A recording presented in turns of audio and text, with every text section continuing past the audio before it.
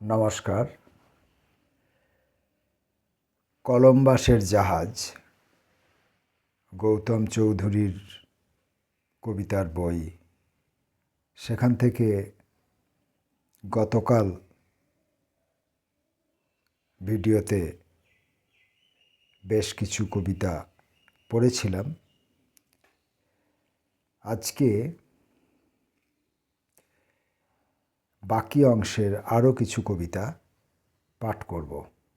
দেখা যাক কলম্বাসের জাহাজ নিয়ে আমরা আজ কত দূর পাড়ি দিতে পারি। জার্নাল ৭৬। বরাবরই তো এরকম ভীতু তুমি, তবু কি আশ্চর্য, ইতিহাস নিয়ে তুমিও ভাবতে বসেছিলে একদিন। মূর্খের মতো স্বপ্ন দেখেছিলে ৩০০ মুক্ত গ্রামের, তারপর এগিয়ে এলো ৩,০০০ কালো ভ্যান। তোমার বন্ধুদের হলদে লাশ পড়ে রইল ভ্রূক্ষেপহীন রাস্তায়। তুমি ভুলে গেলে, দ্রুত ভুলে গেলে তোমার প্রিয় কোটেশন। খটখট করে শিখে ফেললে টাইপ। ছেঁড়া জুতোয় কালি লাগিয়ে দিয়ে এলে ইন্টারভিউ। এখন রোজ হুড়োহুড়ি করে তুমি ঢুকে পড়ো কংক্রিটের একটা ঠান্ডা জঙ্গলে। সেখানে সারাক্ষণ তোমার সামনে ঝুলে থাকে বড়বাবুর ভাল্লুকের মতো লম্বাটে মুখ। আলস্যে হাই তুলতে তুলতে তুমি ঝাড়তে থাকো ফাইলের ধুলো। তোমার চোখের সামনে কবির ছেলে কবি হয়ে যায়, প্রধানমন্ত্রীর ছেলে প্রধানমন্ত্রী। তুমি ফিরে আসো তোমার ছোট্ট গর্তে, শিরদাঁড়া ভাঙা সাপের মতো। পাথরের চোখে নেমে আসে লম্বা ঘুম। আরশোলার মতো ২ মিনিট উঠতে থাকে স্বপ্ন, তারপর মুখ থুবড়ে পড়ে যায় দেওয়ালে ধাক্কা খেয়ে, নিচে, এক্কেবারে নিচে, খাদের অন্ধকারে।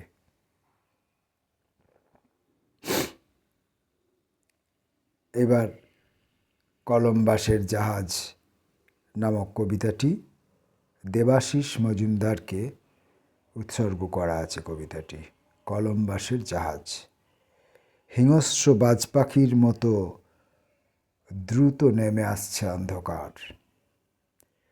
ওই দেখো, ফোম চামড়ার মতো জলে ঝরে পড়ছে তার গাঢ় বেগুনি পালক। হাওয়া এসে অন্ধ দৈত্যের মতো লাফিয়ে পড়ছে পালে, ফুলে উঠছে পেট। নিধুবনের গূঢ়তায় কেঁপে উঠছে তার ধূম্স শরীর। কতদিন, ওহ কতদিন আমরা ছেড়ে এসেছি আমাদের দেশ।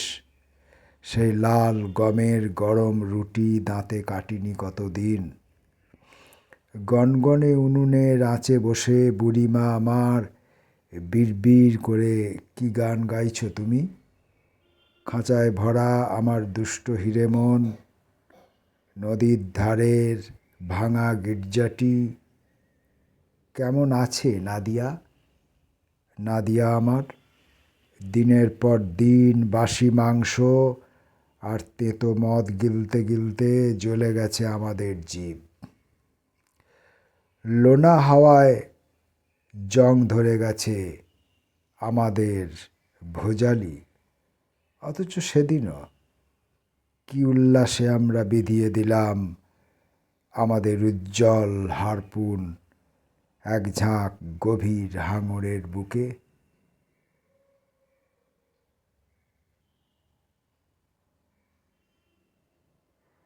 লাল হয়ে উঠল জল। বুড়ো তিমি ছুঁটতে লাগলো তার শান্ত ফোয়ারা। আজ কিন্তু ফুরিয়ে গেছে আমাদের রুটি আর রামের বোতল। ছিঁড়ে ন্যাতা হয়ে গেছে আমাদের নীল ট্রাউজার। লম্বা চুলে বিজবিজ করছে 2 লক্ষ উকুন। আর নয়, ক্যাপ্টেন, আর কত দূরে তুমি নিয়ে যাবে আমাদের? বলো, আর কত দূরে তোমার স্বর্গ, তোমার স্বপ্নের সেই ইন্ডিয়া? কামান, গোলা দুটি হিংসাহীন বুদ্ধ পূর্ণিমার চাঁদ যেন। বাঁধ ভেঙে ছুটে চলে অরন্তুদ বন্যার কামড়। বিদ্যুৎ বিভায় রাঙা তীব্র হয়ে ওঠে 2 ঠোঁট। আহা, এত মৌন টান পৃথিবীর চুম্বক জানে না। পশ্চাতে দেশলাই মেরে মনে হয় যাই রসাতলে, যেখানে মিশেছে গিয়ে নাভিচ্যুত রোমের লহরী। কিংবা বিপরীত ক্রমে উঠে আসি পদনখ থেকে। হরিণ ঘাটার গাভী দুগ্ধতোয়া করেছে রাস্তাটি।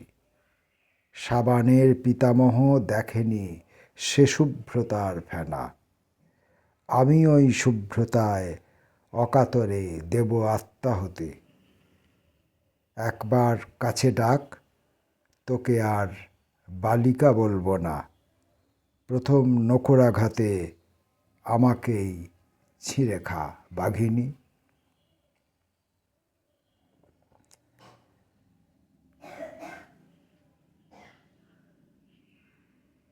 তাদের গল্প।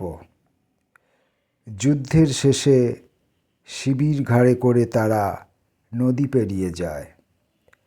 লা লা করে একঘেয়ে গান গাইতে গাইতে তারা গ্রামের দিকে যায়। তাদের বউয়ের পেটে আছে বিদেশির বাচ্চা। আহা, সে বেচারা যেন না মরে। উত্তরের পাহাড় থেকে ভেসে আসে সাদা পতাকার মতো মেঘ। বৃষ্টির জন্য এখন লম্বা স্তব করছে মেয়েরা। বিষাক্ত হাওয়ায় জ্বলে গেছে তাদের স্তন। বিস্ফোরণের শব্দে বধির হয়ে গেছে তাদের শিশু। প্রচণ্ড ক্ষুধায় হলুদ হয়ে গেছে তাদের দাঁত। বন্দুকের ভাঙা হাতল দিয়ে তারা ভেঙে ফেলেছে বুদ্ধের মূর্তি। ধারালো নখ দিয়ে ছিঁড়ে নিয়েছে কুত্তাদের তরমুজের মতো লাল জিভ। এবার হেমন্ত এলে বহুদিন বাদে তারা মড়াইতে তুলবে ধান, আর মেরামত করে নেবে নদীর ভেঙে যাওয়া বাঁধ। অন্ধ ছেলেটির হাত ধরে ভোরবেলা পৌঁছে দেবে গানের স্কুলে। সমুদ্রের দিকে ছুটে যাবে পূবালি হাওয়া। প্রাচ্যদেশী গানের সুর ভেসে বেড়াবে সেই হাওয়ায়। উজ্জ্বল রোদে ঘর ঘর করে উঠবে তাদের ট্রাক্টর। এই সব ভাবতে ভাবতে সার বেঁধে তারা পেরিয়ে আসে বিধ্বস্ত বিমানবন্দর। পুরনো মন্দিরের কারুকার্যে যুদ্ধের শেষে ঝিকিয়ে ওঠে গ্রীষ্মের চাঁদ।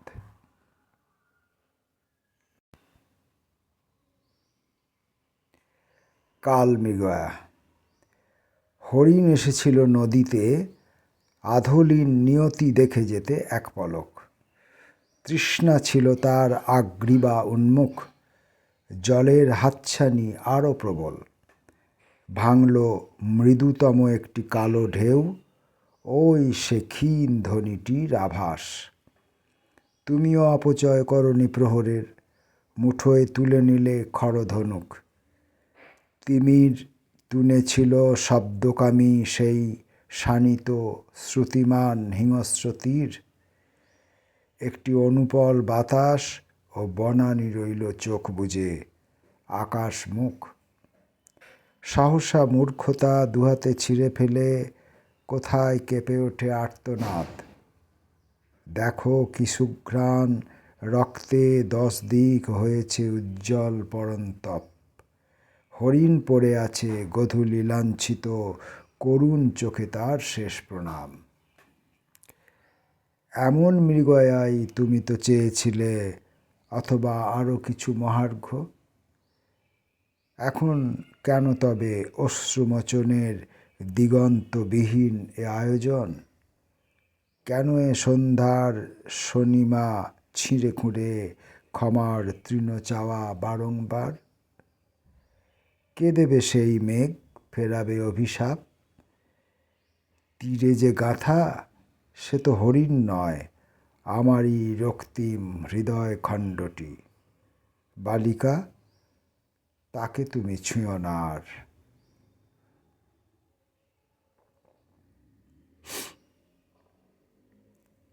লিপ ইয়ার ও চর্যাপদের কাছে। লিপ ইয়ারের এই আহির-ভৈর ভাঙা সকালে ঘুম থেকে জেগে ওঠা গাছটি দেখে তার ছায়াপট কীরকম বদলিয়ে যাচ্ছে। একদিন ছিল তার ডালপালা 5টি, ব্যঞ্জনা ঢেকে রাখা বাচ্চে। দুঃখের অঞ্চলে সে সময়ে সে কিছুটা ছায়া দিতে পারত। মাটির অনন্ত ফনা তুলে তাকালে সে কিছুটা স্বার্থ ভুলে যেত যেরকম ইচ্ছে। মেঘের মাংস ছিঁড়ে উকি দিলে দ্বাদশীর খরগোশ তখনও লুকোত দূর স্বভাবের প্রাচ্যে, কখনো ব্যথার প্রতীচ্যে। তবু আজ অকারণে ঘুম ভেঙে কীরকম একাশে। চোখ দুটি কর্কশ, ছায়াহীন দেহ তার আমিন্ডু ফ্যাকাশে। চাকার আড়ালে বাঁধা নীলিমার শয়তান মাছটি এই সাত সকালে এক ধাক্কায় তাকে ফেলে দিল এ কেমন অসহায় ধন্দে। চর্যাপদের সেই নির্বোধ গাছটি থরথর কেঁপে ওঠে 8 মাত্রার ভুল ছন্দে। দূর দিয়ে লিপ ইয়ার চলে যায় ব্রিজ ভেঙে দ্বিধাহীন ব্যান্ডেল লোকালে।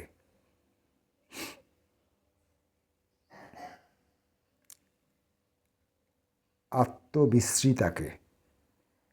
ভেবেছ তুমি আকাশ ছেয়ে আছো, অপরিসীম নিয়ত নিরবধি। খঞ্জ মাটি তোমার পদতলে, ভীরু পাহাড়, মূর্খ মুক নদী। অরণ্যের স্তব্ধ অভিভাসে ভেবেছ তুমি মুগ্ধ প্রণিপাতে। গাছেরা স্থির গোপন অরণিটি দেখনি কেউ বহন করে হাতে। কিংবা বুঝি জেনেছ তাই ভয়ে হয়েছ আরো ভয়ঙ্কর একা। মিথ্যা মেঘে বজ্রে দাঁতে নখে পাথর তুমি, চতুর্দিকে ফাঁকা। প্রণয় গান। আধার ভেঙে উঠেছে ফুটে, বধির বোবা সাদা করবী। রক্ত তার পড়েছে ঝরে পাথরে। সেরঞ্জন জানে না তুমি, তবুও তাকে ক্ষমা করনি। নদীর চরে ঘুরেছে ছায়া প্রহরী। সাথীর চোখে এসেছে জল, বাতাস কোনো কথা বলেনি। শহরে গ্রামে রটেছে সেই মূঢ়তা। তবে সে ফুল আবার যেন বাড়াবে থাবা বালুকাময় তৃষিত কাঁটা। তুমিও ক্ষমা পাবে না।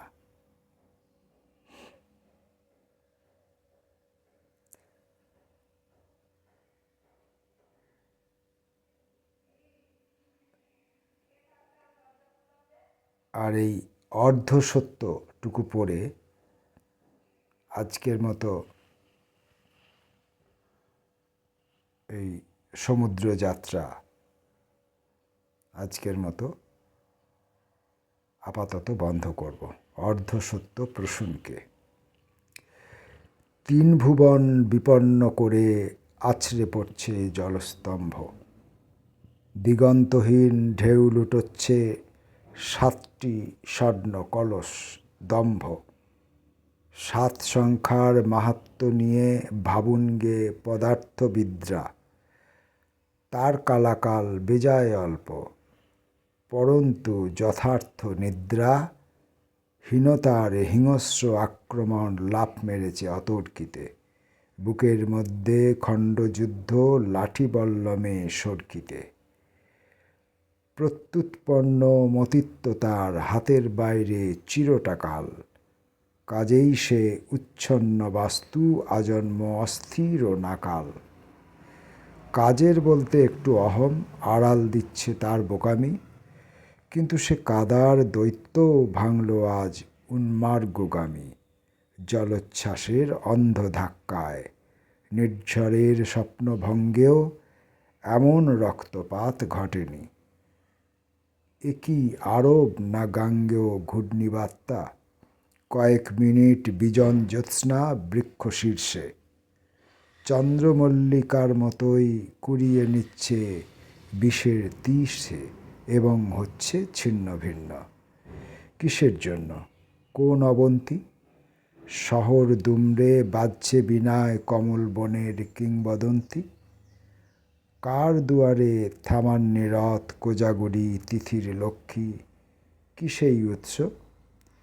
ছলনাময় ছোট্ট ওই যে তিতির পক্ষী। দুর্বিপাকের কেন্দ্রে তাবৎ আকাশ বাতাস ভূত ভবিষ্য ধ্বংস করছে ও নিশ্চিহ্ন পথ হারানোর উথাল দৃশ্য। মাত্র পাখির ডানায় জব্দ ঘুণাক্ষরেও এমন সত্য, জানলে কে আর শুনতে বসত এসব গল্প, এসব গপ্প অর্ধসত্য? জানলে কে আর শুনতে বসত এসব গপ্প অর্ধসত্য?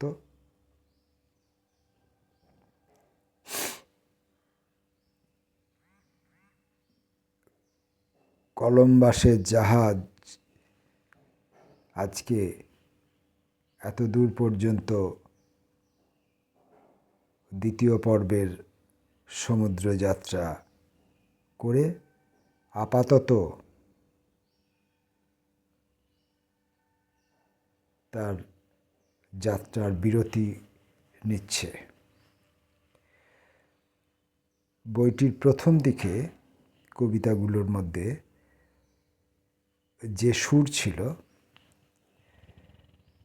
এখন শেষের দিকে যে কবিতাগুলো পড়লাম, দ্বিতীয় পর্বের শেষের দিকে যে কবিতাগুলো পড়লাম, তার মধ্যে যেন সুরের কিছুটা বা